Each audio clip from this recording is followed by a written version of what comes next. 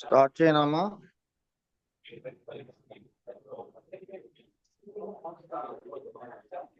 Madam గారు start చేసినమ్మా. Recording on చేశాను. ఇదమ్మా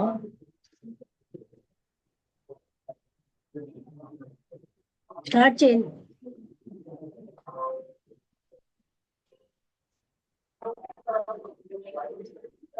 నారాయణ గారు స్టార్ట్ చేయండి. అమ్మా టాపిక్ మరోసారి చెప్పండి అమ్మా. టాపిక్ మరోసారి చెప్పండి. Time, habit and ideals. ఓకేనమ్మా. ఓం శ్రీ సద్గురుభ్యో నమః. 11th March 2026 commentaries living part 3 by Jiddu Krishnamurti అనే గ్రంథంపై టైం, హ్యాబిట్ అండ్ ఐడియల్స్ అనే టాపిక్ మీద మేడం గారు సత్సంగ వాసన జరిపిస్తారు. కామెంట్రీస్ ఆన్ లివింగ్ పార్ట్ 3లో ఈ టాపిక్ అక్కడ చాలా ఎక్కువగా వానలు పడ్డాయి. అంటే ఎన్నో ఇంచులు ఒక రోజులో అలా ఒక వారం పడ్డాయి. అక్కడ నది చాలా ఎక్కువగా ఎత్తుగా ప్రవహిస్తుంది. అక్కడ ఆ నదీ తీరాలలో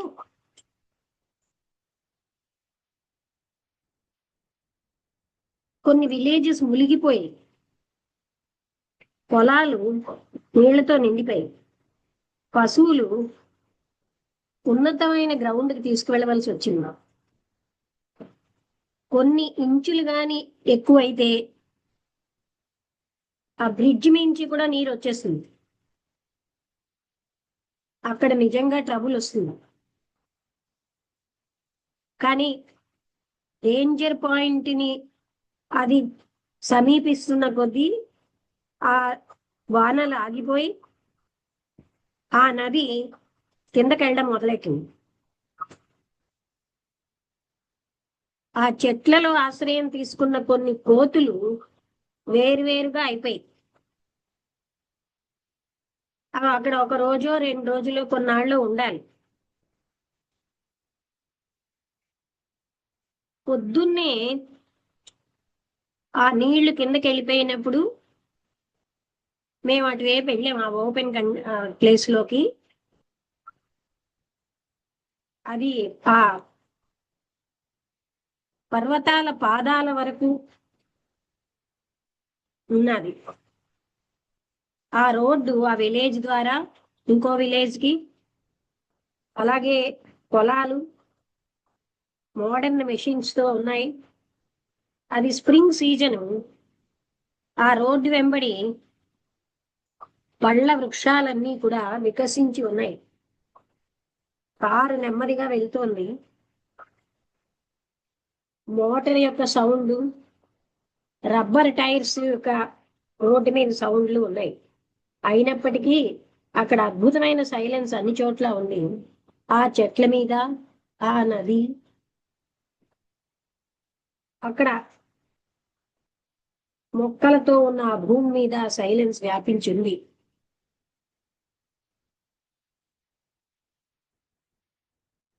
మైండ్ సైలెంట్ గా ఉంది, ఎంతో ఎనర్జెటిక్ గా.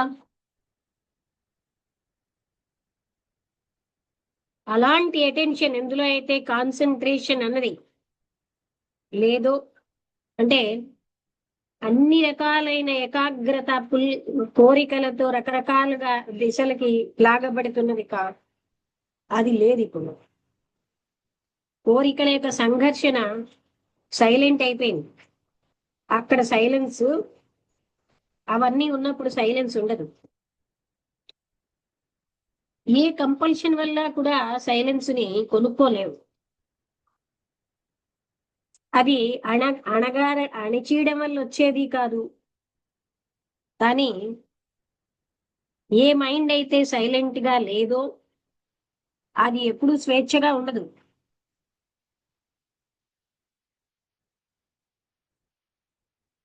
ఆ స్వర్గ ద్వారాలు అన్నవి సైలెంట్ మైండ్కే తెరవబడతాయి.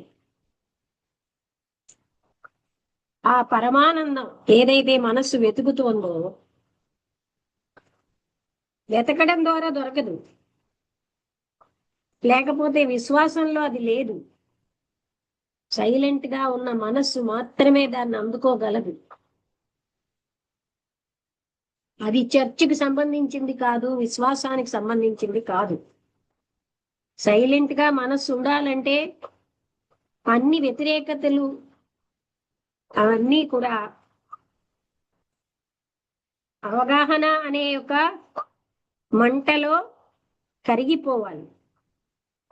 సైలెంట్ గా ఉన్న మనస్సు అది అన్నిటినీ రిఫ్లెక్ట్ చేసే మనస్సు కాదు. ఏదైనా విషయాన్ని రిఫ్లెక్ట్ అంటే అక్కడ చూపించాలంటే ఆలోచన రూపంలో అక్కడ చూసేవాడు ఉండకూడదు, చూడబడేది లేదు.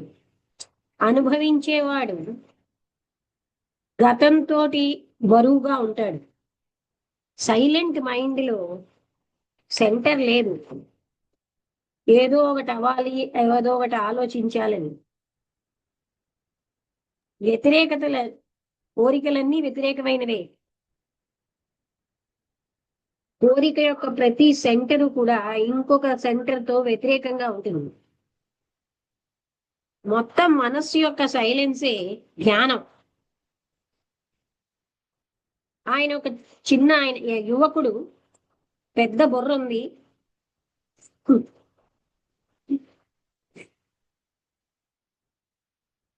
క్లియర్ గా ఉన్న కళ్ళు,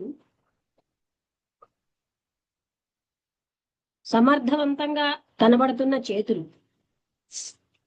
ఆయన ఎంతో సులువుగా భరోసాతో మాట్లాడుతున్నాడు. ఆయన భార్యని కూడా తెచ్చాడు. ఆవిడ ఒక డిగ్నిఫైడ్ లేడీ. ఆవిడేమీ చెప్పదలుచుకోవట్లేదు. ఆయన గట్టిగా చెప్పడం వల్ల ఆవిడ వచ్చి ఉంటుంది. బలవంతం చేయడం వల్ల ఆవిడ వినడానికే ఇష్టపడుతున్నారు. నాకు ఎప్పుడు కూడా మతపరమైన విషయాల్లో చాలా ఆసక్తి ఉంది అని ఆయన అన్నాడు. పొద్దున్నే పిల్లలు లేవకముందే, ఇంటి పనులు మొదలవకముందే నేను కొంతకాలం ధ్యానంలో గడుపుతాను. నాకు ఈమె ధ్యానం అన్నది మనస్సుని కంట్రోల్ చేసుకోవడానికి సహాయంగా ఉంది, చాలా సహాయకరంగా ఉంది. అలాగే అవసరమైన సద్గుణాలు పెంపొందించుకోవడానికి. నేను మెడిటేషన్ మీద మీ యొక్క ఉపన్యాసం కొన్నాళ్ల కిందట విన్నాను. ఇప్పుడు నేను మీ యొక్క టీచింగ్స్ ని ప్రకారం నేను ఫాలో అవ్వలేకపోతున్నాను. కానీ నేను ఇక్కడికి వచ్చింది ఆ విషయం మాట్లాడడానికి కాదు. నేను సమయం కోసం ఆ అనంతత్వాన్ని గ్రహించడానికి సమయం ఒక మార్గం అని అనుకుంటున్నాను. నేను చూడగలిగినంత వరకు సమయం అవసరమే. కొన్ని లక్షణాలని పెంపొందించుకోవడానికి, మనస్సుకు కొన్ని సెన్సిబిలిటీస్ ని తీసుకురావడానికి ఏవైతే అవసరమో, ఎన్లైటన్మెంట్ పొందాలంటే ఇవన్నీ అవసరమే కాదా అని అడిగాడు. మీరు కొన్ని నమ్మకాలని గట్టిగా పెట్టుకుని మాట్లాడితే, కొన్ని విషయాలని గట్టిగా చెప్తే, అప్పుడు సంభవమైన సత్యాన్వేషణ అన్నది, ఆ విషయంలో సత్యాన్వేషణ అంటే ముందే మీరు కొన్నిటిని గట్టిగా భరోసాతో చెప్తున్నప్పుడు సత్యాన్వేషణ సంభవమా? ఈ ముగింపులన్నవి ఆలోచన యొక్క క్లారిటీని అడ్డేయట్లేదా?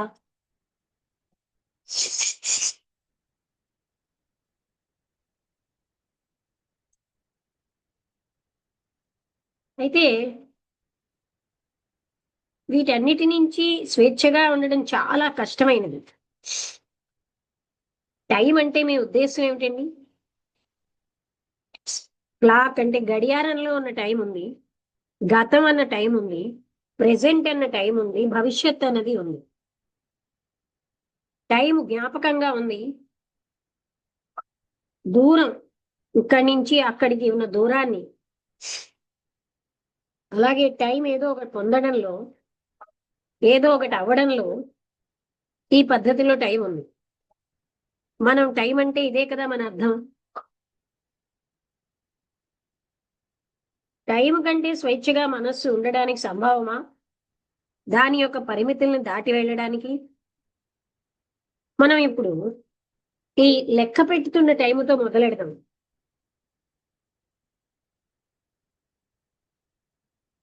క్రోనలాజికల్ అంటే లెక్క పెట్టే టైం అనేది.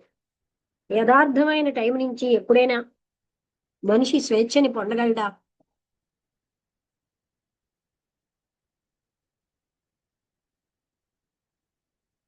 ఒక వ్యక్తి ఒక ట్రైన్ క్యాచ్ చేయాలనుకోండి, ఈ ప్రపంచంలో యాక్టివ్ గా ఉండాలంటే ఒక రకమైనటువంటి ఆర్డర్ అవసరం. క్రోనలాజికల్ టైం అన్నది అవసరమే. అయితే టైం అన్నది జ్ఞాపకంగా, అలవాటుగా, సాంప్రదాయంగా, ఏదో ఒకటి పొందాలన్న ప్రయత్నంగా, పరిపూర్ణం అవ్వాలన్న ప్రయత్నంగా ఉంది.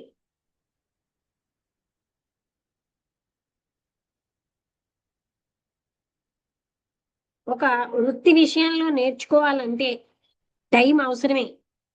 ఒక టెక్నిక్ నేర్చుకోవాలంటే టైం అవసరమే. కానీ ఆ అనంతమైన ఆ పరమాత్మ తత్వాన్ని తెలుసుకోవడానికి టైం అవసరమా? అవును అనిపిస్తోంది నాకు అన్నాడు ఆయన.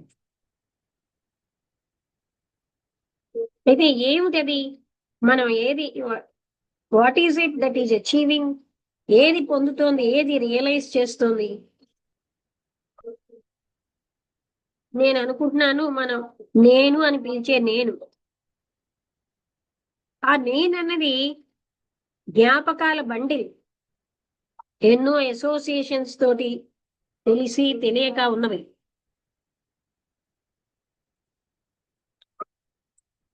ఎవరైతే ఎంజాయ్ చేస్తున్నారో, సఫర్ అవుతున్నారో, వర్చ్యూస్ ప్రాక్టీస్ చేస్తున్నారో, జ్ఞానాన్ని పొందుతున్నారో, అనుభవాల్ని కూడగట్టుకుంటున్నాడు, ఎవరికైతే అన్ని తెలిసేయో, సంపూర్ణత్వం, విసుగు, ఎవరైతే ఆత్మ ఉందని అనుకుంటున్నారో, హయ్యర్ సెల్ఫ్ అని, ఈ ఎంటిటీ అన్నదే నేను, ఇగో, ఇది సమయం యొక్క ప్రోడక్టే. దాని సబ్స్టెన్సే టైం. అది టైంలోనే ఆలోచిస్తుంది, పని చేస్తుంది, టైంలోనే నిర్మిస్తుంటుంది. ఈ నేను ఏదైతే జ్ఞాపకము, అదేం ఆలోచిస్తుందంటే టైం ద్వారా ఆలోచిస్తుంది, అనంతత్వాన్ని పొందుతానని. కానీ ఆ సుప్రీం అన్నది అది తయారు చేసుకున్నదే. అందువలన టైంకు సంబంధించిందే. మీరు ఏదైతే అన్ఫోల్డ్ చేస్తున్నారో, అంటే వివరించి చెప్తున్నారో, అది నాకు మేకర్ ఆఫ్ సీన్. అది నాకు ఎలా కనిపిస్తుందంటే ప్రయత్నం చేసేవాడుగా, దేనికైతే ఆయన సమయం యొక్క పరిధిలో ప్రయత్నిస్తున్నాడు, అదే నాకు అనిపిస్తుంది. టైం ద్వారా, టైం సృష్టించినదే మీరు పొందగలరు. ఆలోచన అన్నది జ్ఞాపకం యొక్క రెస్పాన్స్. ఆలోచన ఆలోచన తన దగ్గర పెట్టిన దాన్నే చూడగలదు, గ్రహించగలదు.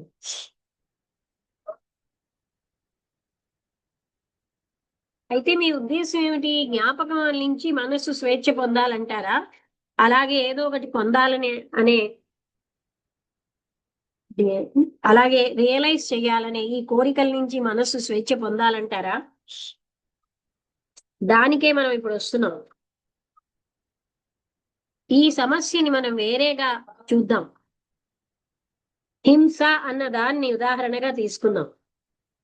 అహింస అనే ఒక ఆదర్శం అది తీసుకుందాం. ఈ అహింస అన్నది వైలెన్స్ కి ఒక్కసారి డిటరెంట్ అంటే ఏంటో చూడాలి.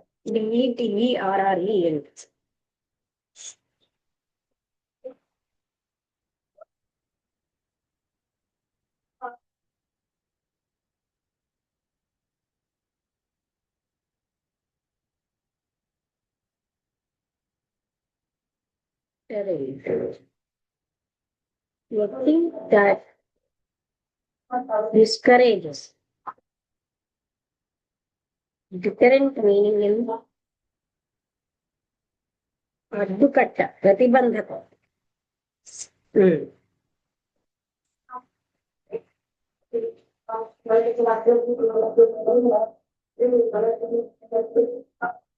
మనం ఇప్పుడు దానికే వస్తున్నాం. ప్రాబ్లం వేరే రకంగా చూద్దాం. హింస అనే దాన్ని ఉదాహరణగా తీసుకుందాం. ఆదర్శం ఏమిటంటే అహింస. అందరూ ఏం చెప్తారంటే ఆదర్శం, ఈ అహింస అన్న ఆదర్శం అన్నది ఒక అడ్డు అన్నమాట. దేనికి అడ్డుకట్ట? హింసకి. కానీ అది అవునా? నేను వైలెంట్ గా ఉన్నాను అనుకోండి, నా ఆదర్శం అన్నది అలా ఉండకూడదు. అక్కడ నాకు ఒక విరామం ఉంటుంది, ఒక గ్యాప్ ఉంటుంది. నేను యాక్చువల్ గా ఏదై ఉన్నానో, నేను ఏది అవ్వాలో ఆ రెండింటికి మధ్య నాకు ఆదర్శం ఉంది. ఈ విరామ స్థలాన్ని కవర్ చేయాలంటే సమయం కావాలి. ఆదర్శం అన్నది పొందవలసింది క్రమేణా. ఈ ఇంటర్వెల్లో అంటే ఈ విరామంలో నెమ్మదిగా పొందడం అంటే గ్రాడ్యువల్ గా అప్రోచ్ అవ్వాలి. నాకు అవకాశం ఉంది వైలెన్స్ అనే ఒక ప్లెజర్ లో ములగడానికి. ఆదర్శం ఏంటంటే దానికి వ్యతిరేకమైంది. ఇప్పుడు నేను ఉన్నదానికి అన్ని వ్యతిరేకతలు కూడా వాటి ఆపోజిట్స్ ఏమున్నాయో వాటి విత్తనాలు ఇందులో ఉంటాయి. ఈ ఆదర్శం అన్నది ఆలోచన ప్రొజెక్ట్ చేస్తోంది, అదే జ్ఞాపకం. ఈ ఆదర్శాన్ని ప్రాక్టీస్ చేయడం అన్నదే సెల్ఫ్ సెంటర్డ్ యాక్టివిటీ, అంటే స్వార్థపూరితంగా ఉంది. ఎలా అయితే హింస అన్నది శతాబ్దాల తరబడి చెప్పబడింది, మనం రిపీట్ చేస్తున్నాం. సమయం అవసరం వైలెన్స్ నుంచి ఫ్రీగా, అంటే హింసాత్మక ప్రవృత్తి నుంచి స్వేచ్ఛ పొందడానికి. కానీ అది కేవలం అలవాటే, దాని వెనకాల విజ్డమ్ లేదు. మనం ఇంకా వైలెంట్ గానే ఉన్నాం. అందుకని టైం అన్నది స్వేచ్ఛనిచ్చే ఫ్యాక్టర్ కాదు. అహింస అనే ఆదర్శం మనస్సుని ఫ్రీ చేయదు హింస నుంచి. అదే విధంగా వైలెన్స్ ఆగట్లేదు. రేపు కానీ 10 years తర్వాత కానీ మీ ఉద్దేశం ఇన్స్టంటేనియస్ గా అప్పటికప్పుడే అయిపోవాలా? మీరు ఆ పదం వాడుతున్నారంటే మీరు ఆలోచించి, అంటే మీరు ఇంకా ఫీల్ అవుతున్నారు, ఆలోచిస్తున్నారు సమయం అనే దాంట్లో. వైలెన్స్ అన్నది ఆగుతుందా ఏ క్షణంలో అయినా?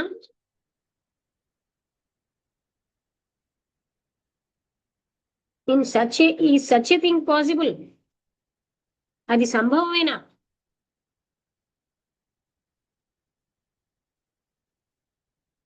Can violence is not in any given moment?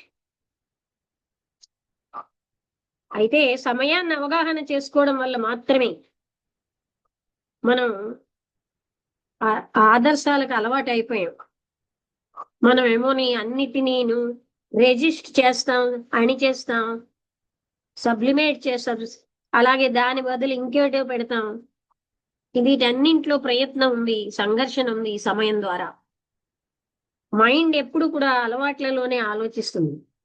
అది కండిషన్ అయిపోయింది క్రమేణా అన్నదానికి. అందుకనే సమయాన్ని ఏదో ఒక స్వేచ్ఛని పొందడానికి హింస నుంచి స్వేచ్ఛని పొందడానికి ఒక పద్ధతిగా తీసుకుంటోంది, మార్గంగా. దీంట్లో ఉన్నటువంటి ఈ మొత్తం ప్రాసెస్ లో ఉన్నటువంటి ఫాల్స్నెస్ ని మనం అవగాహన చేసుకుంటే హింస యొక్క సత్యం అన్నది కనబడుతుంది. అదే మనని ముక్తుణ్ణి చేస్తోంది. ఆదర్శం కాదు, టైం కాదు. నేను అనుకుంటున్నాను, నాకు అవగాహన అయింది మీరు చెప్పేది, అందులో ఉన్న సత్యం నేను ఫీల్ అవుతున్నాను. కానీ మనస్సుని హ్యాబిట్ నుంచి స్వేచ్ఛగా చేయడం కష్టమైన విషయం కదా. మీరు హ్యాబిట్ తోటి యుద్ధం చేసినప్పుడే అది కష్టం. ఉదాహరణగా స్మోకింగ్ అన్న అలవాటు తీసుకోండి. ఆ హ్యాబిట్ తో మీరు ఫైట్ చేస్తున్నారంటే దానికి మీరు జీవం ఇస్తున్నారు. హ్యాబిట్ అన్నది యాంత్రికమైనది. దాన్ని నిరోధించడం అన్నది దాని యొక్క ఆ మెషిన్ కి మీరు ఇంకా ఆహారం పెట్టి పవర్ ఇస్తున్నారు. కానీ మీరు మనస్సుని చూసి అది ఎలా తయారైందో అబ్జర్వ్ చేస్తే దాని యొక్క అలవాట్లు, ఈ అవగాహన అన్నది ఆ చిన్నదాన్ని పోగొట్టేసేటట్టు చేస్తుంది. అవన్నీ డ్రాప్ అయిపోతాయి. ఏం చెప్పారు ఈ వాక్యం ఇంకోసారి మీకు చెప్తున్నాను.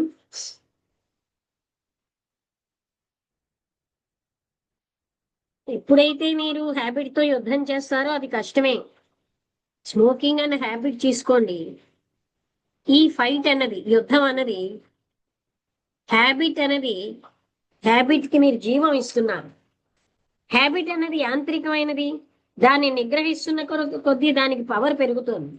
కానీ ఈ మనస్సుని ఇది ఎలాగా, ఈ హ్యాబిట్స్ అనేవి ఎలాగ తయారయ్యన్న దాన్ని మీరు అబ్జర్వ్ చేస్తే ఈ అవగాహన అన్నది, ఈ లార్జర్ ఇష్యూ అన్నది చిన్నదైపోతుంది, అది డ్రాప్ అయిపోతుంది. అసలు మనస్సు ఎందుకు హ్యాబిట్స్ ని ఫార్మ్ చేస్తోంది, తయారు చేస్తోంది అని అడిగేది. మీ మనస్సు యొక్క విధానాలని మీరు ఎరుకతో చూడండి. అప్పుడు మీరు డిస్కవర్ చేయగలరు ఎందుకు అది చేస్తోందో. మైండ్ ఎప్పుడు కూడా అది భద్రంగా, సురక్షితంగా, నిశ్చయంగా, డిస్టర్బెన్స్ లేకుండా ఉండడానికి, కొనసాగిస్తూ ఉండడానికి హ్యాబిట్స్ ని ఫామ్ చేస్తుంది. జ్ఞాపకం ఒక అలవాటే. ఒక పర్టికులర్ భాష మాట్లాడడం అన్నది జ్ఞాపకంలోంచే, హ్యాబిటే అది. కానీ ఏదైతే వ్యక్తం చేసామో భాషారూపకంగా, ఆలోచనల క్రమమే, ఫీలింగ్స్ యొక్క క్రమమే, అదంతా కూడా అలవాట్లే. మీకు ఆల్రెడీ మీరు చెప్పబడినవే మీరు చెప్తున్నారు, సాంప్రదాయం మొదలైనవి. మనస్సు తెలిసిన దాంట్లోంచి తెలిసిన దానికే వెళ్తోంది. ఒక నిశ్చితత్వం నుంచి ఇంకో దానికి వెళ్తోంది. అందుకనే తెలుసున్న దాంట్లోంచి స్వేచ్ఛ రావట్లేదు. మనం ఎక్కడైతే మొదలెట్టామో మనం అక్కడికే వచ్చాం.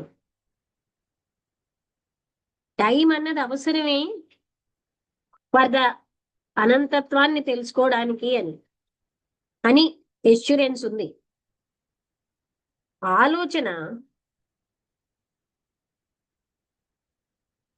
ఆలోచించేది అది ఎప్పుడు కూడా టైం ఫీల్డ్ లోనే ఉంది. మనస్సు అనేది ఎప్పుడు కూడా తెలియని దాన్ని రూపొందించలేదు, అన్నోన్నది ఊహించలేదు. అదే ఊహించగలదు గాని ఊహ అన్నది అన్నోన్ కాదు. అక్కడ సమస్య మొదలవుతుంది. అప్పుడు ఆ సుప్రీంని ఎలా తెలుసుకోవడం అని ఏ మెథడ్ తోటి తెలుసుకోలేదు. ఒక మెథడ్ ని ప్రాక్టీస్ చేయడం అంటే టైంతో తయారైన జ్ఞాపకాలన్నిటినీ ప్రాక్టీస్ చేయడమే, అంటే పెంపొందించుకోవడం. కానీ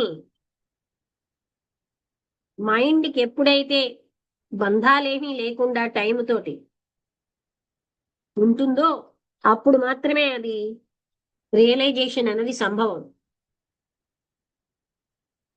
అయితే అది తయారు చేసుకున్న బంధాల నుంచి మనస్సు స్వేచ్ఛ పొందగలదా? ఆ బాహ్యమైన ఒక ఏజెన్సీ అవసరం కాదా? మీరు ఒక బాహ్యమైనటువంటి దాన్ని కోరుతున్నారంటే, చూస్తున్నారంటే మళ్ళీ మీరు మీ కండిషనింగ్ లోకి వచ్చేసారు, మీ యొక్క ముగింపుల్లోకి. మనకి కేవలం ప్రశ్నతోటే సంబంధం. మనస్సు అనేది సెల్ఫ్ క్రియేటెడ్ బాండేజ్ నుంచి స్వేచ్ఛ పొందగలదా? అదే తయారు చేసుకున్న బంధాల్లోంచి. మిగతా క్వశ్చన్స్ అన్నీ కూడా ఇక్కడ సంబంధం లేవు. అవి మనస్సుని ఆ క్వశ్చన్ అటెండ్ అవ్వకుండా చేస్తాయి. మోటివ్ అన్నది ఉన్నప్పుడు అటెన్షన్ ఉండదు.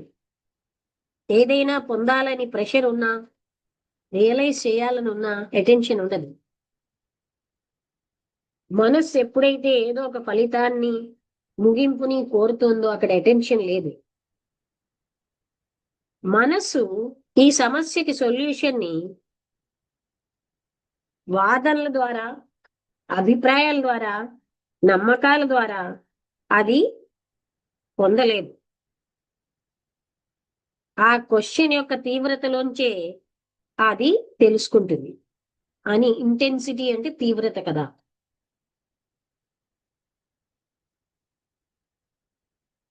ఇది ఇక్కడితో అయిపోయింది. అర్థమైందా? ఇక్కడ ఏం చెప్పారంటే mind will discover the solution of the problem. అంటే ఈ సొల్యూషన్ అనేది మనసు ఎప్పుడు తెలుసుకుంటుంది అంటే ఆర్గ్యుమెంట్స్ ద్వారా తెలుసుకోదు, అభిప్రాయాల ద్వారా తెలుసుకోదు, నమ్మకాల ద్వారా తెలుసుకోదు. కేవలంగా ఆ ప్రశ్న యొక్క తీవ్రతలోంచి ఆన్సర్ వస్తుంది అంటున్నారు. అంటే ఏమిటి ఆ ప్రశ్న? మైండ్ దానంతటది అది తయారు చేసుకున్న బంధాలలోంచి స్వేచ్ఛని పొందగలదా?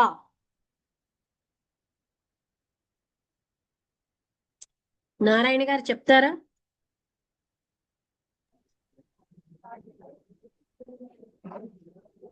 చెప్తానమ్మా.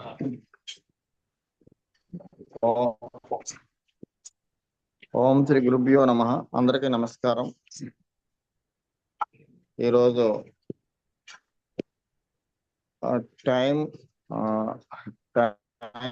హ్యాబిట్ అండ్ ఐడియల్స్ అనే టాపిక్ మీద కృష్ణమూర్తి గారు చాలా చక్కగా మనకు వివరించారు.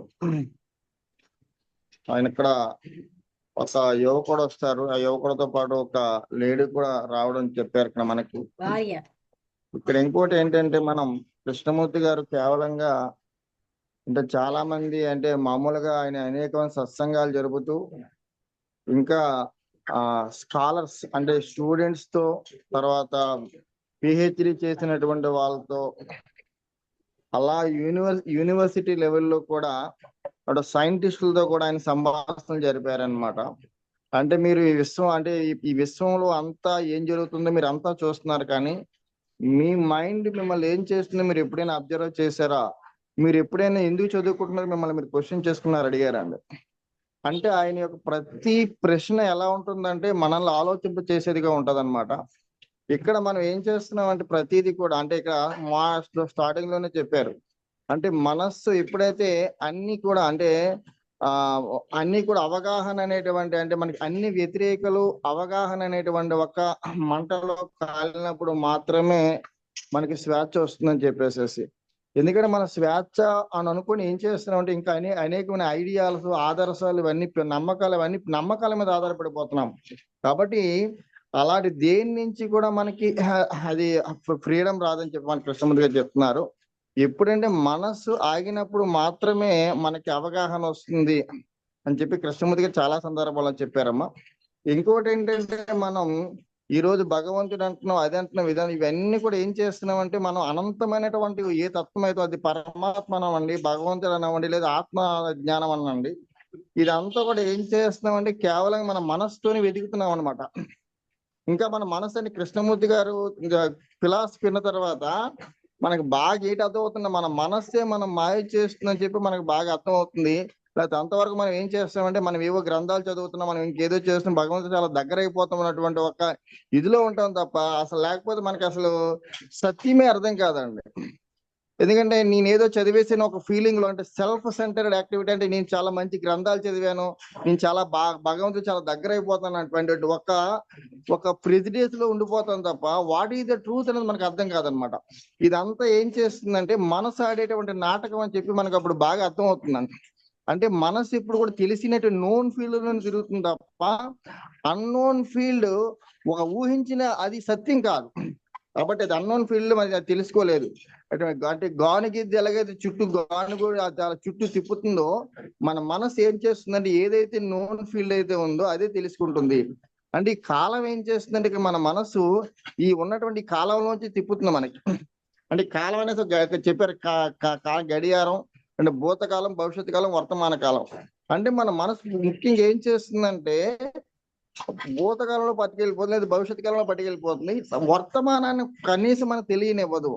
ఆ వర్తమానం దాన్ని మనం అది మనకు అనుభవం అవ్వాలంటే మనకి మనసు ఆగాలి, అన్ని అన్వేషణలు ఆగాలి. కానీ మన అన్వేషణ ఏం చేస్తున్నామంటే మనం ఇవన్నీ కూడా ఏం చేస్తాం, ఏదో తెలిసేసుకోవాలంటే ఏదో పొందియాలనేటువంటి ఒక తపన ఉంటుంది అనమాట. ఆ తపన ఎప్పుడైతే పొందియాలనేటువంటి తపన ఉందో అప్పుడు మనసు ఫ్రీ అవ్వదని చెప్పి మనకి కృష్ణమూర్తి గారు మనకు పదే చెప్తున్నారు అనమాట. అంటే ఆ కోరిక అనేటువంటి ఆ సెంటర్ లోనే ఉండిపోతుంది. అక్కడ ఒక ఆదర్శం పెట్టుకుంటే అది కూడా మనకి ఏంటవుతుంది, వ్యతిరేకం అవుతుందని చెప్పి మనకి కృష్ణమూర్తి గారు చెప్తున్నారు. కాబట్టి మనకి కృష్ణమూర్తి గారు దీని ద్వారా మనం తెలుసుకోవాల్సింది ఏంటంటే ఎప్పుడైతే మనకి మైండ్ ఆగుతుందో, ఎప్పుడైతే మనకి అన్వేషణ ఆగుతుందో అప్పుడు మాత్రం ఒక అవగాహన అనేది వస్తుంది. అంటే అవగాహన రానంత వరకు మనం ఏదో అంటే దేవుడు అది ఇది ఏదో అంటాం తప్ప ఆ ఏది మనకి అవగాహనకు రాదు. లాస్ట్ లో మనకి క్వశ్చన్ చెప్పారన్నమాట. అంటే సమాధానం ఏంటంటే అంటే కృష్ణుని యొక్క తీవ్రత, అంటే అందుకే కృష్ణు యొక్క తీవ్రతలోంచి అందులోంచి సమాధానం చెప్పి మనకి అందులోంచి వస్తుందని చెప్పారు మనకి. ఇంకోటి ఏంటంటే మనకి అంటే దాన్ని అబ్జర్వేషన్ అంటే బాగా కృష్ణమూర్తి గారు బాగా చూడమంటారు మనకి. అంటే మనకి ఈవెన్ చిన్నపిల్లలు కూడా చూడడం అనేటువంటి కళ, ఒక సూర్యోదయాన్ని చూడండి, ఒక సూర్యాప్తమాన్ని చూడండి. అంటే మన మనసు చేసేటువంటి పోకట్లలో చేయాలి. కృష్ణమూర్తి గారి ఫిలాసఫీలో ఫస్ట్ మనకు ఒక 2 వాక్యాలు ఉంటాయి. యు ఆర్ ది వరల్డ్, నువ్వే ప్రపంచం, అబ్జర్వర్ ఈజ్ అబ్జర్వ్డ్ అంటాడు అనమాట. అది ఆ విషయం మనకు బాగా అర్థమైతే మన కృష్ణమూర్తి గారు కొంత అర్థమైనట్టే. కాబట్టి అక్కడ అబ్జర్వ్ చేసేదంతా అంతా ఒకటైపోవాలి. కాబట్టి అప్పుడే మనకి ఏంటవుతుందంటే నేననేటువంటి సెంటర్ డిజాల్వ్ అవుతుంది. అప్పుడు మనకి మనసు ఆగుతుంది.